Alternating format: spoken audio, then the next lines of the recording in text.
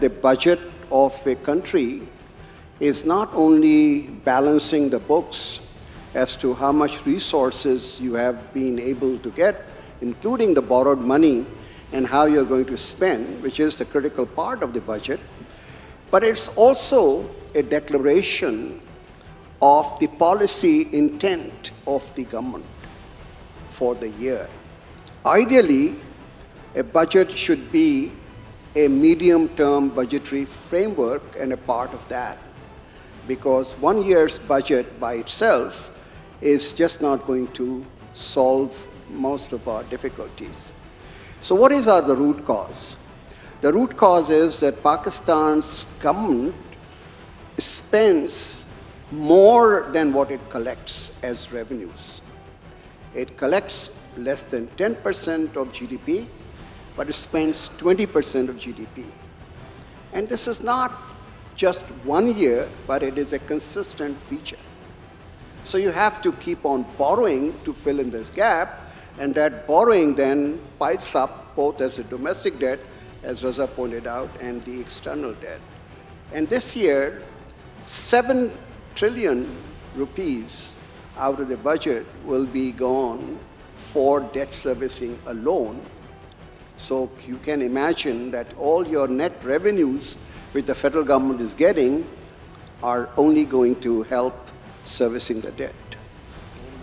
So this is what the major issue is, that we are not looking at how to reduce this gap between the expenditures and the revenues.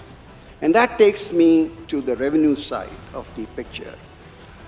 It is again the same sectors which have been overtaxed for the last so many years, that there is a drift from the formal organized sector to informal sector to evade taxes. So now you have a super tax on top of the corporate tax, and you have advanced taxes, and you have minimum turnover taxes, and you are having super tax also now on the bonus shares. Our second problem is that there is a gap between investment and savings. We invest only 15% of GDP, but our own domestic savings are only 6 to 7%.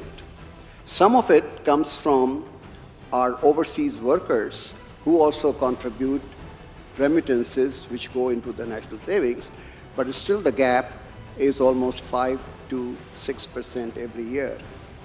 Now, if you don't encourage investment by the private sector, it is not the government sector, then you are not narrowing the second root cause, which is the difference between investment and savings. But here, the budget is actually penalizing those in the manufacturing sector and industrial sector. 60% of Pakistan's GDP is originating from agriculture, from wholesale retail trade, from transportation and communications, and from real estate and construction. And these 60% of the national income is completely devoid of any tax burden. Or if there's a tax burden, it is very minimal. So the whole burden falls on the organized manufacturing sector and the organized industrial sector and the financial sector. And that gap is only discouraging more investment. And the third root cause of our problems is that we import $70 to $80 billion of goods for our economy, but our exports are only $32 billion.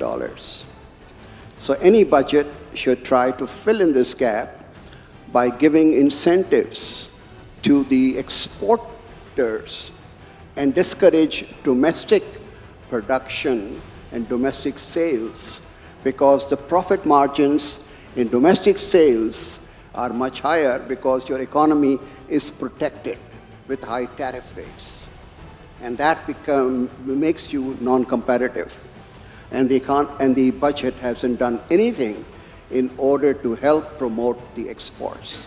So in my view, taking these three root causes, my personal view is that the budget has not been achieved to use the tools of the budgetary allocations in order to reduce the gap between the expenditure and the revenues, between the investment and the savings, and between exports and imports. That is my assessment of the budget.